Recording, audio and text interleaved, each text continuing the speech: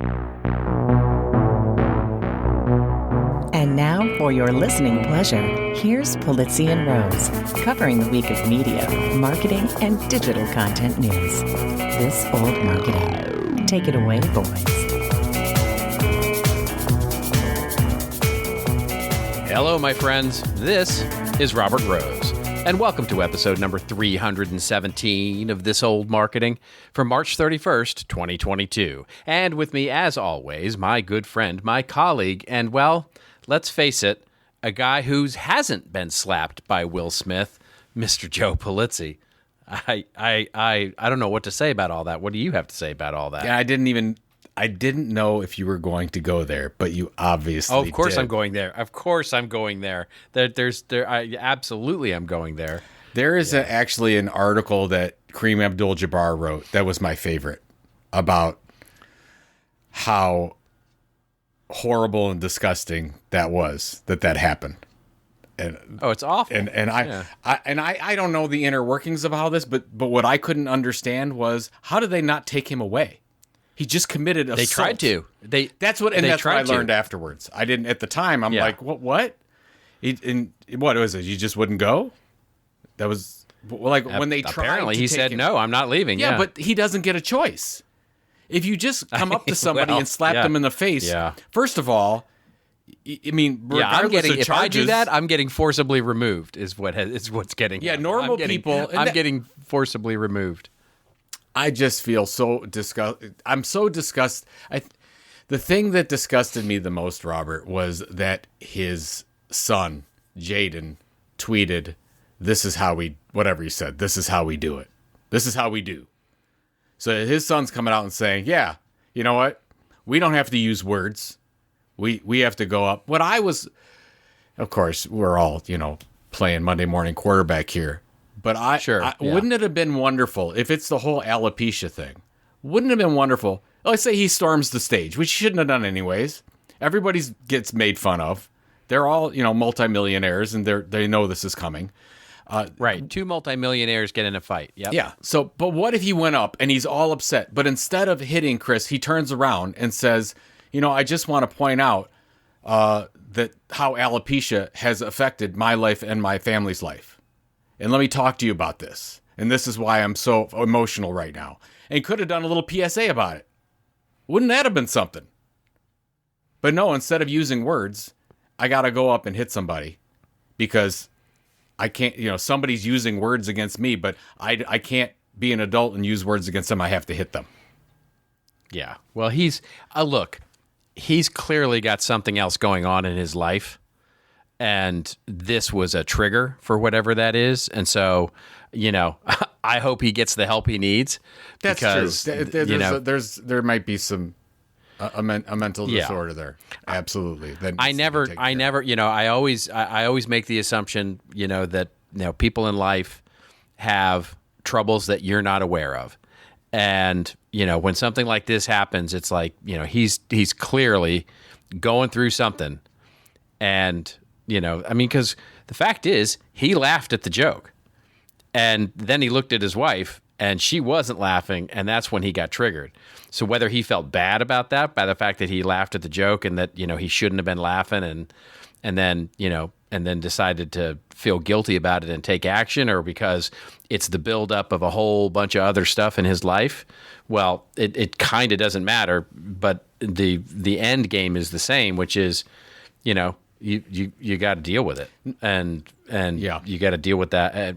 So it's just the thing that I guess is fascinating to me is how fascinated we are by it. The number of memes are just absolutely insane. And it was the number one thing talked about for 2 days on searches and whatever. Yeah, above anything else going on. My question to you is, and we were talking about this as a family. Do you think that long term this is going to hurt his career? Oh, absolutely, it's going to hurt his career. Yeah, absolutely. Because my wife was saying he's done, and I was like, what? I don't know if he's done. He's not done, but he definitely didn't do himself any favors. Because if he actually does get kicked out of the academy, there are some there's some real ramifications. Like if he's not qualified anymore to win any more Academy Awards, that will affect the number of roles that he's offered. That's just, that it just will. And, I mean, not that he necessarily needs those roles per se. He can go back and do, popcorn movies and blockbusters and stuff like that and not win any Academy Awards. But getting kicked out of the Academy is, that's reserved for a very, very select few people. They're, the people that are on the list of people who got kicked out of the Academy it's not a list you want to be on. No, you're right. But it's almost similar, not to bring up football, but it's similar to if somebody was going to make the choice to choose Will Smith as the main actor for their movie, they're making a choice like the Browns did on choosing Deshaun Watson.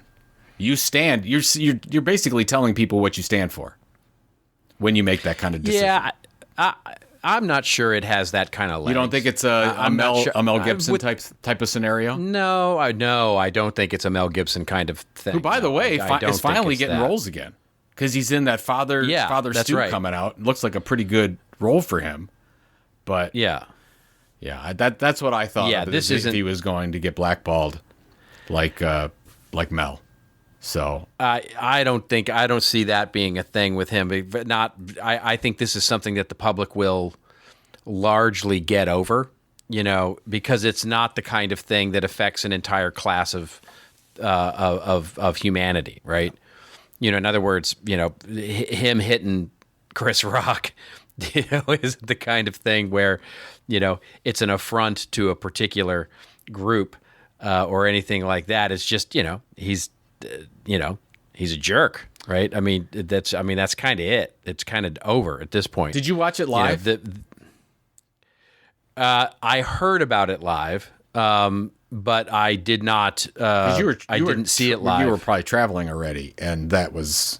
I was. Yeah, because normally you watch these things. I don't normally watch the awards programs, so I didn't know. Because the first thing I thought, before I knew anything, and I was just seeing the memes and the tweets and whatever, I thought that it was staged. That's the first thing that came to my head. Yes, I thought it was a bit too. Yeah. First thing that came to my mind was that it was a bit. Yeah, that they had done it as a publicity stunt because it would, it could be a win-win for both of them theoretically. If it had been staged, because Will could have been channeling his inner King Richard and all of that, and but it's pretty obvious now that it wasn't. Yeah, I would agree. Yeah, because I saw somebody tweeted out and said that Chris Rock's next show went from $85 to $400. Yeah, yeah. So I don't know. It's. Well, I guess, Oscars were up 56% in viewership. So, yeah, it's incredible. It's incredible that the increase in viewership. I mean, and that's obviously before the incident. I mean, the fact is that they didn't need that incident to get a great ratings, but they got it. So, and I haven't watched it. There you go. But my wife watched the CODA acceptance speech a couple times, and I have to watch it. And she said it's very powerful. So I have to spend some time and watch that one. All right. Because that was... I watched the movie on the plane, and probably should just quickly note that as we record this, if my voice sounds any different, it's because I've got my travel setup going here, because I find myself in lovely, jolly old England in the middle of London and on a late afternoon here. And so I watched CODA on the plane over. I have to say, I know this is going to get me a nasty tweet or two. I don't get it. I really don't. I thought it was a nice little movie, but I certainly don't get it as Best Picture. I haven't watched it, so it was like on my Mr. list. Holland's opus. It's on right? my list to watch. So I am, yeah. Because now I'm really excited about watching it. If you don't like it, because that's usually how I judge whether or not I'm going to see a movie. That's a great indicator. Yeah, the Robert That's Rose. a great leading indicator. We do that at our house because my wife and I are going to go to a movie, and then she'll say, "Well, did Robert see this movie, and what does he think?" And if you like it, we don't go. And if you hate it, we're there. Like, we've got tickets, and wow, that is That is both We do have different tastes. and insulting at the same time. We do have different tastes in movies. Although you and I are on the same boat with Star Trek. Although I have to tell you, I'm not happy with Picard. I'm not feeling it. Well, it's dragging. Man. Here's the thing.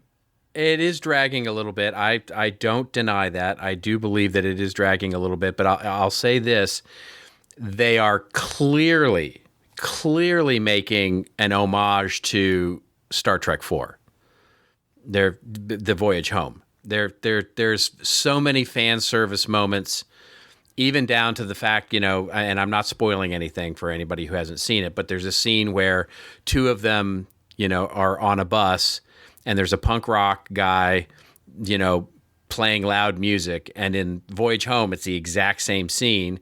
They ask him to turn off the music, and in Voyage Home the punk rock guy gets all upset and starts to beat them up, and then Spock of course gives him the shoulder pinch, and he passes out, and everybody on the bus claps. And in this one, the punk rock guy basically apologizes and turns down the music. It's cute. It's a cute, totally fan service moment, but they're clearly playing. So if you're a fan of Voyage Home and the tone of Voyage Home, which is very fun and light and all of that, that's more Picard this season. Yeah. For sure. I would. It's not nearly as dark as last season was. I would have liked the whole setup. I think you already talked about Q and everything, whatever. I would have liked to see them do this as a movie, and then because they're just too long. That may turn out to be. Yeah, that may turn out to be. We'll see. We'll see. I'm hoping for a big twist, and at the end of the last episode that I watched, anyway, there was a big twist. I've missed the most current one because I'm obviously on the road, but yeah, it's we'll see. Okay. Yeah. So then I know we've got to get to some news, and the only thing that I'm going to watch Moon Knight based on a recommendation from a friend in our Tilt Discord. Said it's the best Disney series, first series that he's ever seen. So okay, and that was right. It's different than anything they've ever done, pretty much. But it's I mean, I don't know if that. Well, that's not true actually. Now that I think that WandaVision was great. WandaVision was so totally it's better than unexpected. WandaVision. That would be a yeah. So I wasn't going to get into it because it looked pretty dark, not really up my alley. But now I'm going to at least give the first episode a shot, and we'll go from there. I'm definitely going to give it a shot. Yeah, I love that actor. That actor is great. Oh yeah, that's I don't know the actor's name, but it's Poe from Star Wars. I know is the same. Yeah, absolutely. And the dad from Dune. Yeah. Oh, geez, I didn't realize that. Okay. Yeah. Amazing. Yeah. Amazing. All right. Did we get any news over there in jolly old England? We actually have a show. Yeah, we do have a show from England here. We do indeed. Just a few stories to cover off on the show. We have, first of all, our dear friends at HubSpot, and I think you have a little bit of a scoop here. HubSpot has announced that they've launched a creator program, so we'll talk a little bit about that. Vimeo, the, of course, wannabe competitor to YouTube, private, sort of creator sort of thing, has basically said, hey, get lost to content creators unless you pay up. So we'll talk a little bit about that.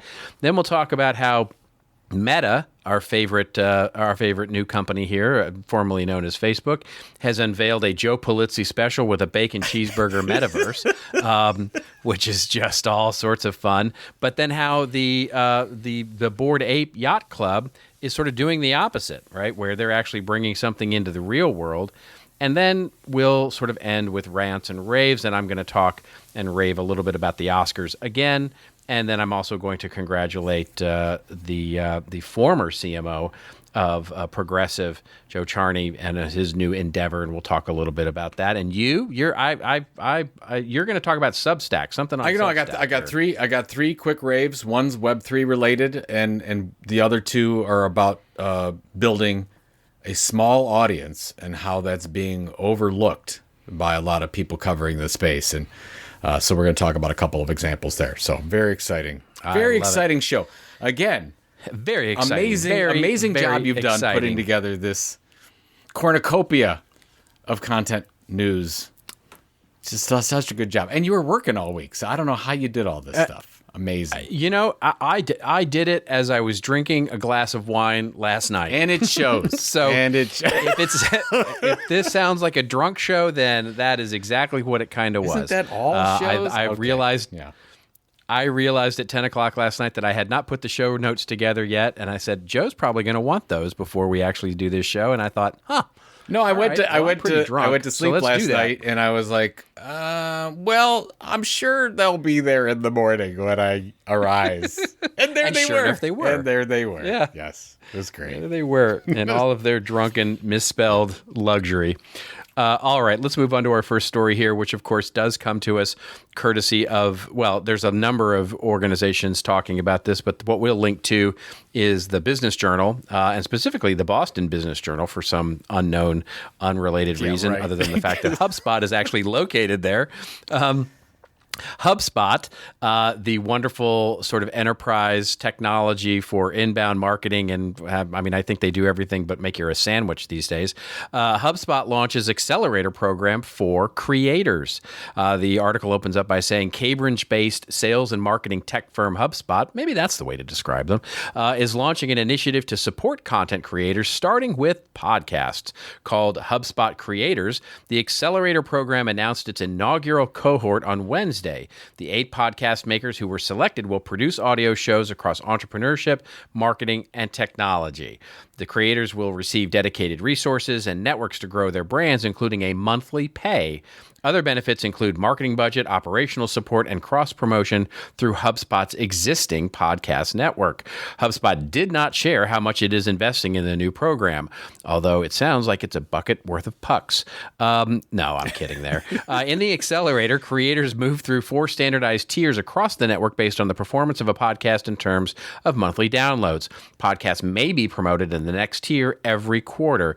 So, and the article goes on to basically talk about, how they were looking at this like funding stages for a startup. It's a bit structured like a venture kind of round for these content creators. And you, I think, have a little bit of inside information on this, but what say you? This to me sounds like something very interesting, but it feels, I'm going to be honest, like a press release wrapped around something that already exists. But what do I know? Well, first of all, full disclaimer, HubSpot is our presenting sponsor at Creator Economy Expo. So, they are very they are part of their launch is this creator program at our event in May.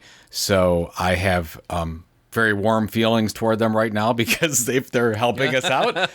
And I have known I have warm feelings. Is that warm? No, I'm not even going to go there. But go ahead, keep going. So the reason I like this program is because you and I called this a long time ago. And this was before HubSpot bought The Hustle or anything. We talked about HubSpot being one of those companies that saw the importance of building a media company, a media network, if you will, and putting the resources behind it and not always having to do it by creating their own stuff, that they could actually go out and purchase them, do deals, do partnerships, whatever. And I, first heard about this program, it was at least 6 months ago, so I'm glad they're finally getting it out there and doing this thing. So they already have this pretty significant podcast network going. I've talked to some of the podcast network creators that are part of that platform, and they're very happy because, especially because not only the payment, but the co-promotion, because they all sort of promote each other as this network thing.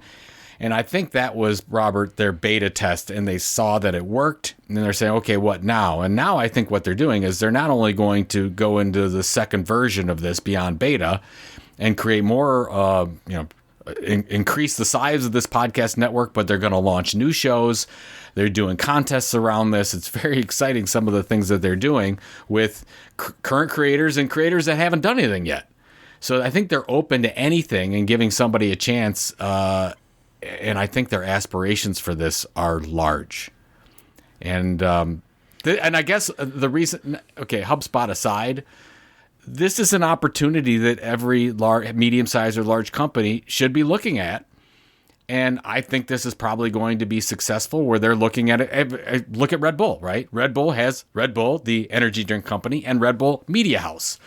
The two of them separate are both very valuable, but the two of them combined are even, 3x, 4x, 5x that.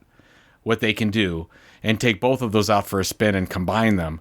I think that podcasts are just the first step, and the press release here from Business Journal kind of goes into that it's not just going to be podcasts. They're going to look at other programming, newsletter providers, and things like that. So they're not necessarily going to create this content themselves. They're going to go out to companies and individuals that already have their own audiences and put them together, saying that us together are more powerful than us individually, and here we go. And we'll see how it goes. This is a great experiment.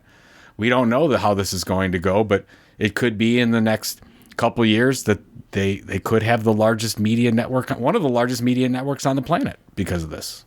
So, agreed. I'm a little snarky about it, but I do actually love this program, and I'm glad they're doing it, because I think they're, of all the companies that are out there that we've talked about over the years that has, had a stake in the ground when it comes to content marketing and the support of original content, it's been HubSpot. I mean, they honestly were one of the OGs when it comes to, what we think of as modern content marketing, all the way back to their book, in 2007, and Inbound, and all the things that they've been doing. And they've both talked the talk and walked the walk. So, and you're right, we called it, early on here when they came out with the podcast network, and we thought that they would start, investing in content creators. I think, to me, I'm hopeful that this doesn't just become dribs and drabs, right? I mean, what I'm hopeful is that they'll actually lean into this, right? They'll lean into this idea, and that it's the kind of thing that will encourage other companies, to your point, to do the same, which isn't just, investing in 8 podcasters, but actually getting into people who own an owned media property or a magazine, or building, a video show or a television show, or building a newsletter, or, just really mixing it up so that you start to truly create an integrated media operation instead of just a handful of podcasts, which is very hot right now. But honestly, when I look at it as a marketing strategy, I go, marketing podcast, okay, I get it. But, this is, I want to see it more tightly, I guess, entwined in a true marketing strategy in the long haul. And I totally get why they're doing podcasts now, because it's so popular and it's easy, and it's the kind of thing that makes it easy to experiment with. But the big news, I think, is for content creators to say, this is now becoming a thing. This is now something where you can actually start to look at possible partners like your HubSpot, whatever an industry you're in. That's exactly right. And start to say, and say, how can I start to look at my peers and go pitch this to, a manufacturing company or a healthcare company or a retail company, because they're all going to start doing this. Well, that's the thing. I mean, we have marketers and content creators that listen to this show. So if you're a marketer, right, this is the hub. Of course, it was going to happen in marketing and sales first. It makes the most sense to do that. We all buy in to doing these types of things. We're going to say, okay, we'll try it first in marketing. But this is going to happen, to your point, in every industry. You're going to have 1 or 2 or 3 of these. And it's almost like, 7-8 years ago when we talked about that the largest media companies in the future are not going to be the media companies. They're going to be Starbucks or Coca-Cola. Well, here's the example. Here's the example of what we're seeing. And then from a content creator standpoint, I think it's wonderful to say, what's the hardest thing for content creators right now? It's not creating the content. It's building the audience. It's findability. So if you have a big company like a HubSpot that's willing to put some money into promotion for you and say, hey, join our group and here's your benefits, and they actually, to your point, lean into this and give that type of support to these people, I think we've got something here. So to your point, you're right. If they don't lean into this, hopefully they will. I think they will. It's not going to be successful, but yeah, there's something here. And if I'm listening to this and I'm in a different industry, I'm very interested to see how this thing goes, or I'm already starting to pilot something and say, hey, we don't have to do this all ourselves because there are 100 amazing content creators in our niche already doing this stuff, already building these audiences. So let's partner or buy or integrate or diversify or whatever you want to do. And I think the time to get started in that is probably now.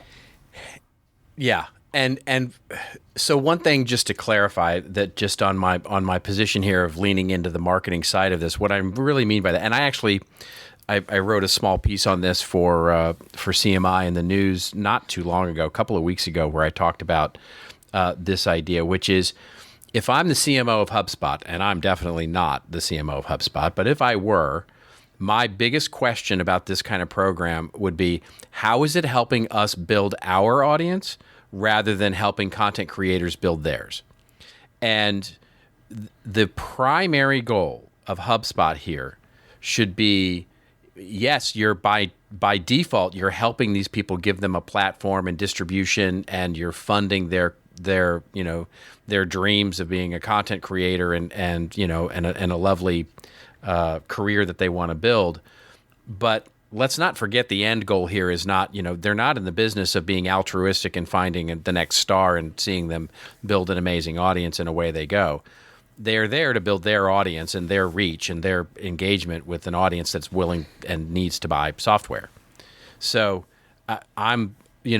what I want to see is the tie-in, right? I get that there's content, and I want to make sure that we don't lose the marketing piece of it. I hear what you're saying, but I believe that also you don't want to force that, because the first thing you have to do is deliver value to the audience and to the creators. Agreed. And yes, but it's just the reverse. It's the reverse of rented land, right? I mean, it's the reverse of rented land. They are by creating a content creators venture fund, and in many ways, what they're doing is they're buying a rented car. You know what I mean? And what you have to remember is that buying a rented car doesn't give you any sort of institutional value. You have to actually, use that car for what it is giving you, and what it is giving you is transportation in this particular case. And so in this case, they should not forget that the reason that they're doing this is because they're trying to get better at marketing, not because they want a cool press release. No, true. But also, if you look at our great example, Aero Electronics, that's why they set it up as a separate entity, so that marketing couldn't have too much. Those companies. Yeah. They own those companies, right? They own. They do. They do own them. That's the difference. But I think in some of these, and I don't have all the details, but I think in a lot of these cases, they're taking a little piece of things here and there. I don't think this is all just partnership thing. I think there's. Well, that's an interesting. Yeah, that would be an interesting clarification. I believe if they're funding a new show, I don't know. Again, there shouldn't be. I should probably go ask them and see. I'll know the answers to this in a little bit to see how they set it up. So we'll just leave it there. We'll have to stay tuned for CEX, the updates. Yeah, I'll know after May 4th when we get done with CEX, Creator Economy Expo. I'll know exactly everything about the program, because they're going to be talking about it to all the attendees. So. There you go. Well, there you go. There you have it. See, this is the first episode and the first news item in a drunkly put together newscast. It was a good solid start. A good solid start. Just end the episode right there, because you can't improve upon perfection. You can't improve that. All right, we are going to improve it, however, because we're going to move on to our next story, which is Vimeo. This coming courtesy of The Verge, by the way. Vimeo is telling creators to suddenly pay thousands of dollars or leave the platform.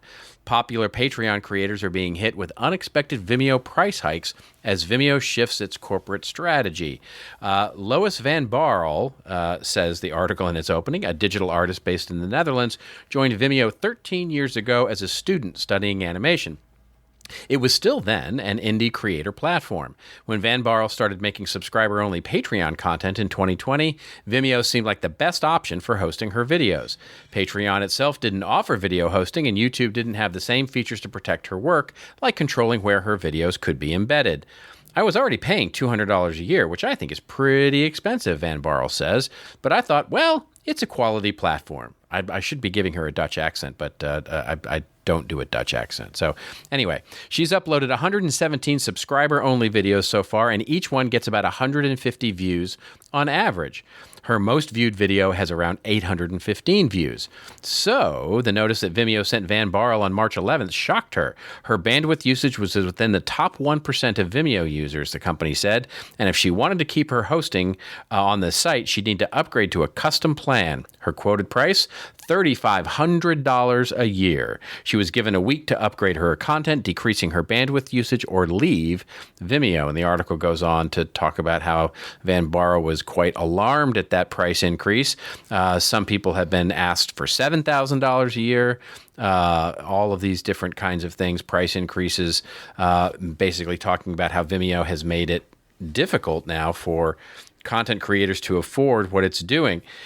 What say you, mister, with the content creators in the video? Is this something that you think is alarming, or do you think it's inevitable that, somebody like Vimeo is going to raise their prices here? Look, I don't know exactly how it played out, but it seems like they just didn't telegraph this very well.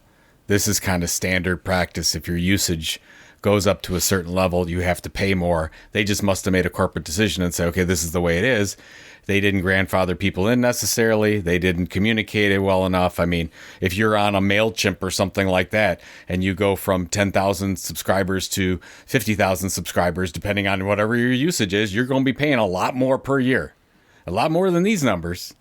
So, first of all, I don't know if this is a story. I guess the other thing I would say is Vimeo really has positioned themselves, I believe, more as an enterprise play for video hosting. So maybe they're just saying, look, this is not the type of business that helps us. We're going to go more toward the enterprise play. But if looking at it at face value with this one article, I would say if you're going to do something like this, a Vimeo, you really need to get out in front of it from a communication standpoint. And maybe that's what they missed doing. Because it's the shocked. It's the shocked. It's, oh my gosh, I didn't have any place to go. And now I've got to, in order to keep all my videos on there, I've got to pay now. Like, that shouldn't happen. I'm wondering, were they not reading all the newsletters, the emails coming? Like, what happened there? That's my take. Yeah, I guess what I'm confused about is, so I'm a Vimeo user, right? And I basically, I don't do a lot of traffic in a lot of my videos, but it's similar in, I guess, plays to what she's seen, what the person mentioned in the article has seen. And I guess it's just a little weird because as soon as I saw this article, I was like, well, I'm a Vimeo user. I'm not a heavy user again, but I bought a plan like 3 years ago and all of that. And I just went and looked at my plan and the upgrade options, and basically the most expensive plan I can find is $75 a month, and that gets me 7 terabytes of total storage and unlimited live streaming. I don't see it. So you're not seeing. So it's weird. You're not seeing this. This would surprise you. You haven't seen anything regarding a price increase. You didn't. No one's emailed me. Yeah, I have not received an email from Vimeo saying, "Hey, you need to, do an upgrade or pay." I just don't see how you get to $3,500 a year for an enterprise plan, because I don't even see that's an option. Well, it sounds like an open and shut case. If you're not seeing it, then this is fake news. Well, that's exactly right. That's exactly right. I mean, let's be honest. But it is it is a little excessive if you're going from $200 to $3,500 a year. That's weird. And then the example in here that talks about, okay, I was paying a couple $100 and then I was charged $3,000, but I looked at the data and I got it down to $2,500. I mean, it's some strange stuff going on. But again, Patreon is in here, talking about launching their own video service. So this is an opportunity for other creator-led services, if you will, that want this type of business to really take a bite out of Vimeo's apple, as they would say. So Right. Drink the milkshake. Who knows? But my take was I thought that they were going enterprise anyways. I see your point about maybe this is just some weird happenings here. I didn't know if this was just somebody like at The Verge saying, "Oh, I got a couple really good examples," and wow, I don't know if this is a trend, if this is really a thing. But to cut it off at the top 1% of bandwidth is just odd, right? What does that tell you? The top 1%. So, I mean, you could have a lot of variation at the 1%. I mean, look at the top 1% of wealthiest Americans. You know, you'll go from Elon Musk, that's at 100 billion or something like that, down to, somebody making 5 million. Well, here's the thing that it just doesn't. How does someone with 100 videos, right, getting on the average of 150 views total on average, and the most viewed video at 815? How is that even close to the 1% of all Vimeo users? That's what I'm saying. It's got to be totally strange. So that means the other 99% are really not getting a lot of views, which is odd if they're focusing more on enterprise. Maybe I'm incorrect about that. So, well, this whole thing just seems like there's something fishy going on here. That's what I got to say. There's something. We'll have fishy. to do some further research. some more drunken research. Yeah. Yes. And see what's going to happen here as this plays out. All right. So there you go. Okay. All right. Let's move along here to our next story here, which this is coming from Facebook, which there's a buried lead here, I think. But let me ask you about it when I get there, because I'm just not sure about this. So we're going to pair a couple of articles here because the two articles that we've found sort of complement each other. And the first one comes to us courtesy of Media Post, and it's Meta unveils its glimpse of the future, metaverse branding, and apparently it's bacon. And so they just wanted to get bacon in the headline, clearly. The article opens up by saying the full realization of the metaverse is still 5 to 10 years away, Meta projected in a blog post announcing the early glimpse of what it might end up looking like. But apparently it will be bacon, specifically a virtual version of quick service restaurant chain Wendy's popular Baconator. I'll bet the writer on that spent weeks on that first paragraph. Wendy's apparently is offering new opportunities for fans to interact with the company, its food, and even each other. Meta posted announcing a virtual space Wendy's has developed for its brands in a cartoon fantasy experience called Horizon World. So this is Meta's Horizon World, I guess. The other article that we'll link to sort of talking about this kind of non-event here is from Ad Age. And Ad Age basically has a similar type of approach to it, but basically goes into a little more of how it's Meta's Horizon World. Did you know that this Horizon World thing was open and available? And maybe I'm just out of the loop? Yeah, I didn't know it was a thing, but I don't have an Oculus or anything like that either, so I haven't. Which I think, I mean, I guess you can go to the flat web version if you wanted to go to Wendy's Bacon Cheeseburger World or Baconator World, but it works best with an Oculus, which is really probably the whole reason behind Meta doing this, because they want to sell more Oculus devices. I see, right, and the best way to do that, of course, is they need programming, make an ad for Wendy's. Yeah. Good. I think this is, and you and I talked about Meta's priorities. Yeah, we talked about this a little bit before. This is not Web3. This is just somebody. There's a sponsorship that Wendy's did with Facebook putting this together, or they said we need something out there for content. Would you do this with us? I mean, this is what we saw early web stuff of a little game on the web. It's like, it's a branded game. That's what this is. It's just a branded game, and you can use your Oculus device to see it in a virtual setting. This is only news because it's 2022. In 2024, this is not going to be a thing. Yeah. Well, and so we're going to pair it with another story here, which is actually the exact opposite. It's the mirror image of this particular idea, which is the Bored Ape Yacht Club owner who basically purchased a Bored Ape NFT has used his IP ownership in the NFT to actually open a new restaurant. So the article that we'll actually link to comes from hypebeast.com. And basically that article opens up by saying, according to reports, Los Angeles restaurateur Andy Nguyen is actually planning to open the very first restaurant based on the Bored Ape Yacht Club. Nguyen hopes to show how the marketing potential of the Bored Ape Yacht Club and NFTs can translate into the real world with his venture. Known for creating exciting food concepts, Andy is a co-founder of After's Ice Cream, Matt Black Coffee, Pigpen Delicacy, Portside Fish Company, Dough and Arrow. I mean, it goes on, the number of restaurants this guy owns. He spent $267,000 earlier this month to purchase Bored Ape number 6184 and 2 more mutant apes to basically get their IP rights, and has now plastered that all over as a brand called Bored and Hungry. The Bored Ape Yacht Club restaurant will launch as a pop-up in April 9th in Long Beach, California, et cetera, et cetera. And according to Andy, the reason he did this was to make a statement to the public, letting them know that this JPEG could be utilized to turn into a brand ecosystem for the restaurant world. So this is very, very interesting to me, because this is actually turning into, you are taking what you own, I guess, which is this NFT, and actually turning it into a real world brand, which theoretically has implications for all the other owners.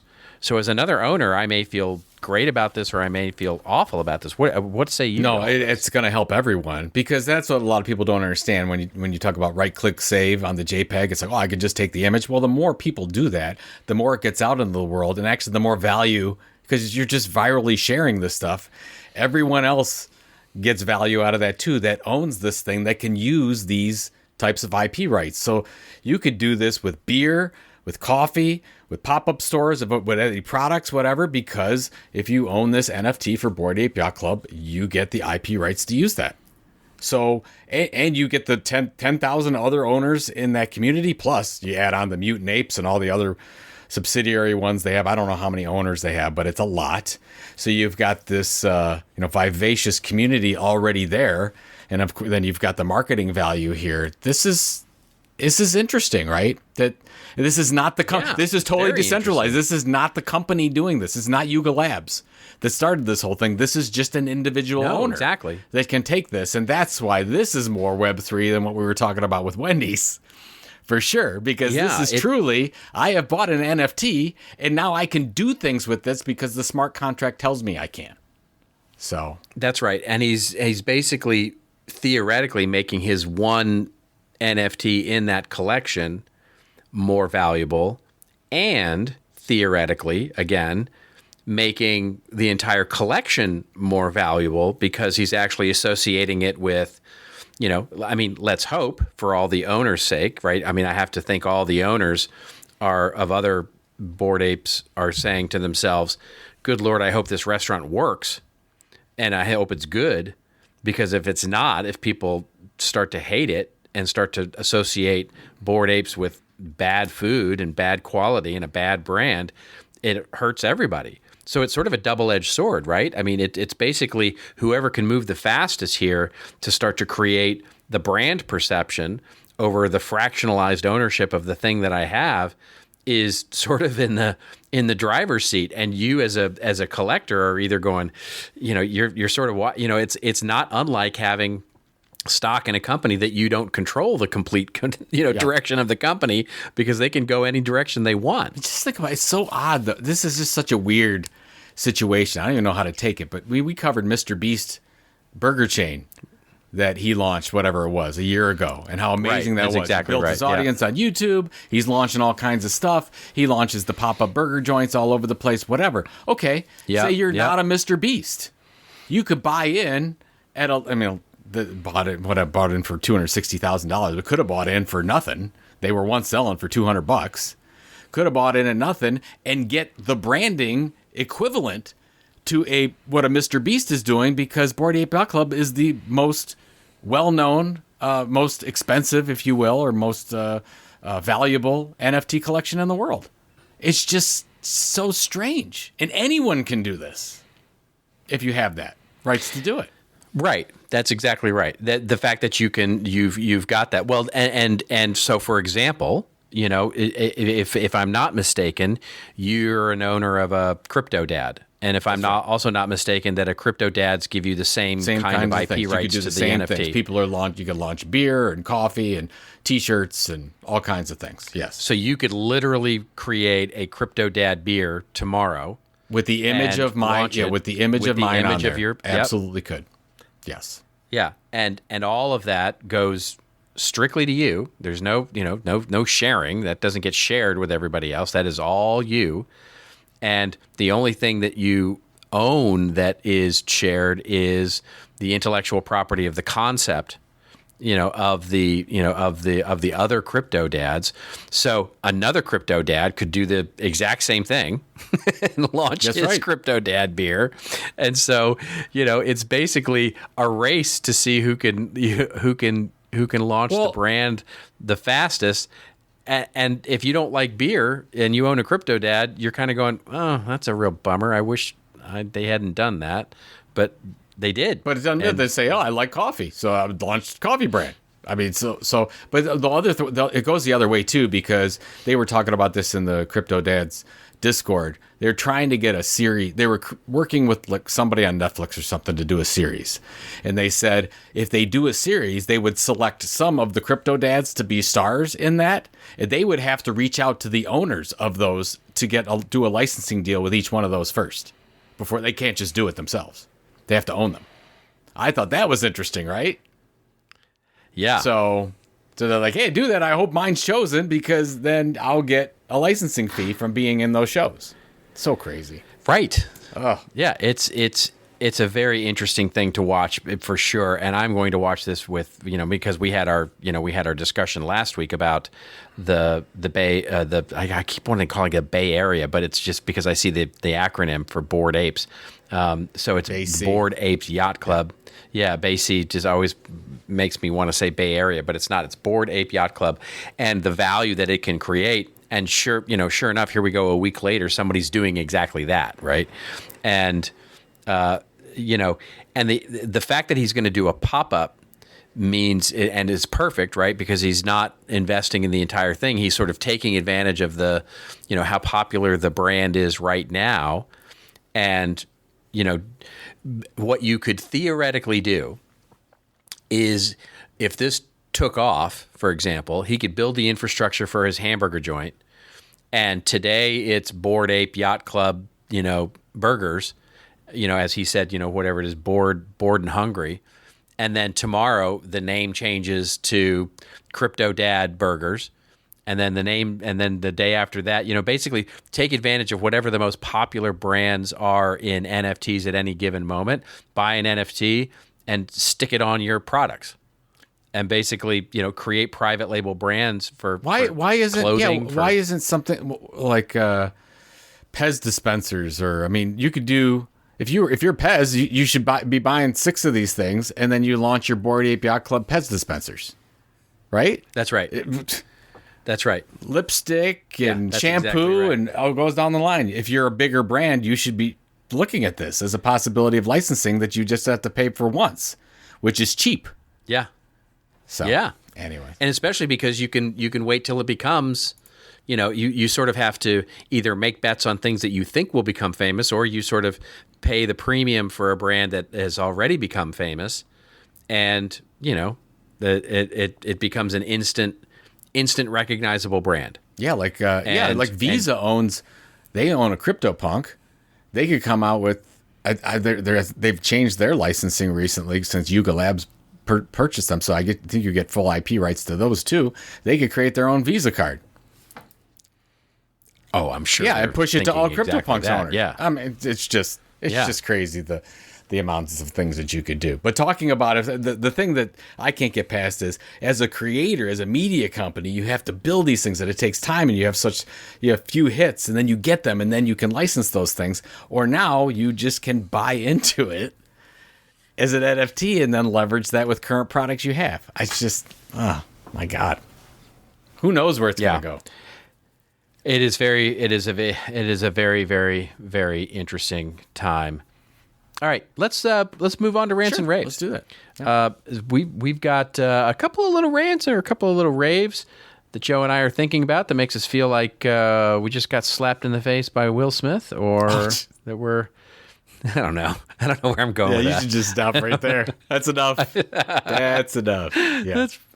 Oh my gosh, there's been some funny memes. I have to say there has been some funny memes that I've seen out there, and yeah, maybe I should just stop. All right. Okay. Yeah. All right. Good. All right. Do you want to go first, or shall I go first? I'd be happy to go first. I've got two examples. I've been talking with a lot of people about this idea of minimum viable audience, and you don't need a large audience to succeed. And I got a couple of really good examples. I'll put these in the show notes. One's from Simon Owen's media newsletter. We've talked about Simon's great work as part of this podcast before, but he has a story here, just came out, how a podcast for entrepreneurial parents generates $200,000 a year.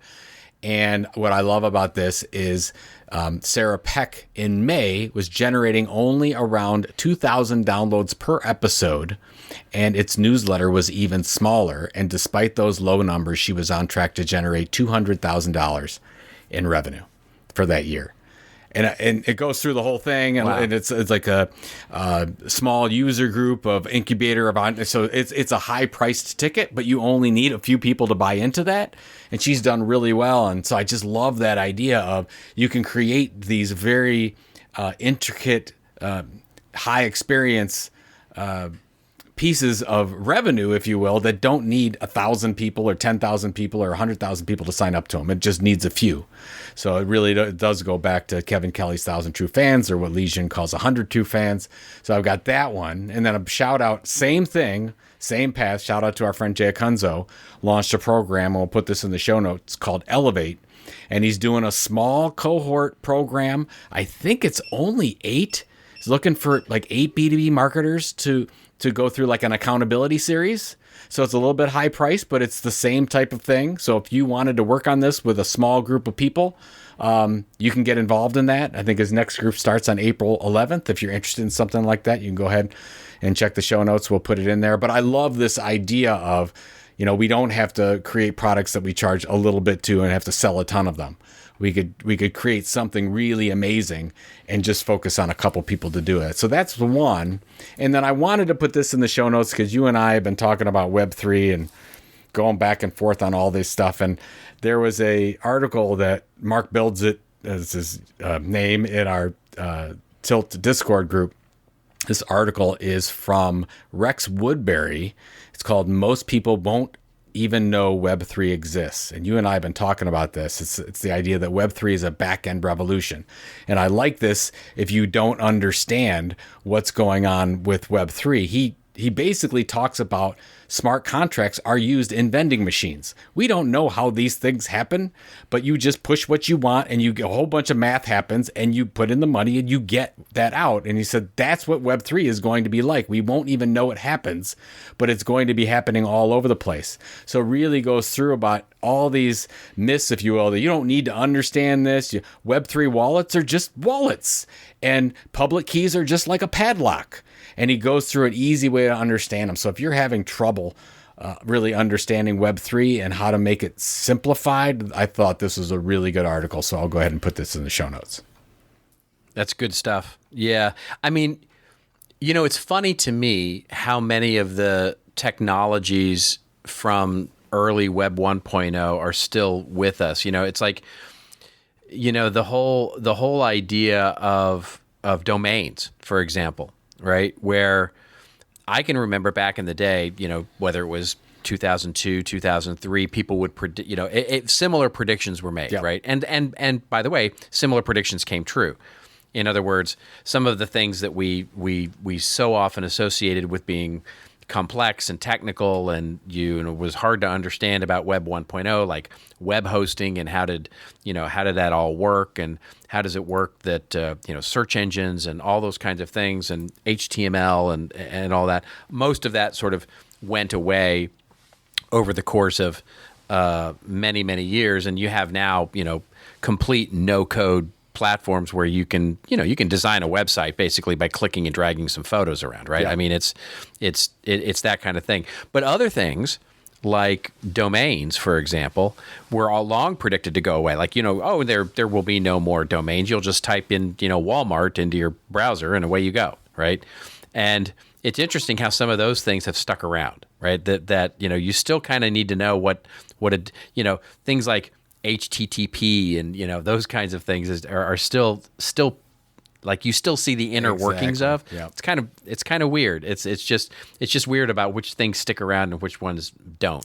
I thought this one thing, this one really hit me hard because the author was talking about decentralization. He says, decentralization is an intimidating word. So humans gravitate to centralization. He says, really what we're talking about is removing the middleman. That's what this is. That resonates with people. So he's talking about the whole marketing and how this is, not marketed well. We've talked about how horrible NFTs are. All these things we're talking about are so early stage. We're not going to be talking about them the same way. Everything's going to be a little bit different. But the facts here are that this is something that's really going to start taking hold.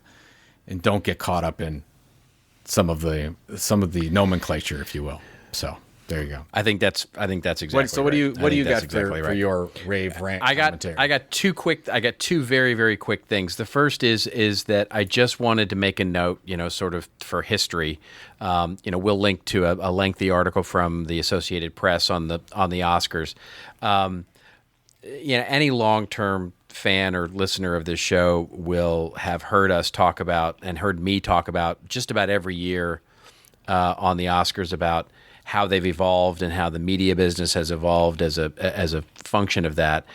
And I just want to note that the best picture of the year now belongs to Apple.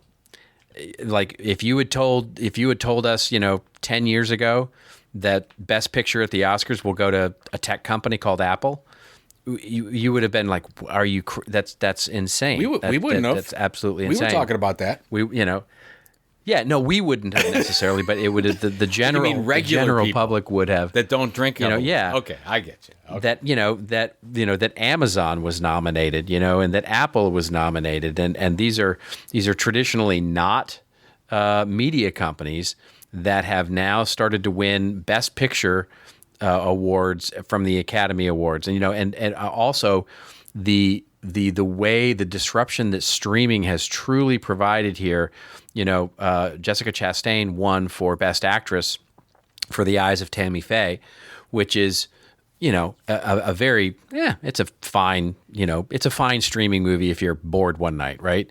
And it was actually, so one of the rules, of course, to be qualified for the Academy Awards is that it does have to run theatrically, right? You have to run the movie theatrically for some amount of time, and it ran theatrically and was a box office bomb. I mean, it made like $1 million, right? Mm-hmm. It was just nobody went to see it, but of course, it earned all of its sort of traction when it got to streaming, and so the whole calculus of how movies are now being considered for Academy Awards has just completely upended and onto itself.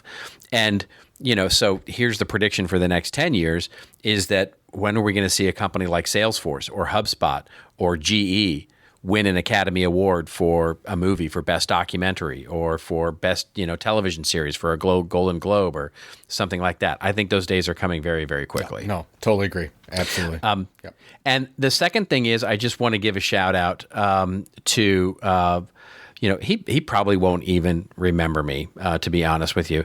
But I met Jeff Charney, who was the CMO of Progressive Insurance and is really the sort of, I don't know, I get in trouble sort of associating creative ideas with CMOs these days, going back to our Coinbase Super Bowl ad. But, he was in charge when all of those amazing Progressive commercials flow and all of the different things that you associate with Progressive and funny television brand campaigns and all of that.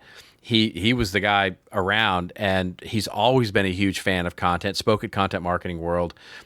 He has now left, of course, Progressive Insurance, and he's launching his own marketing agency.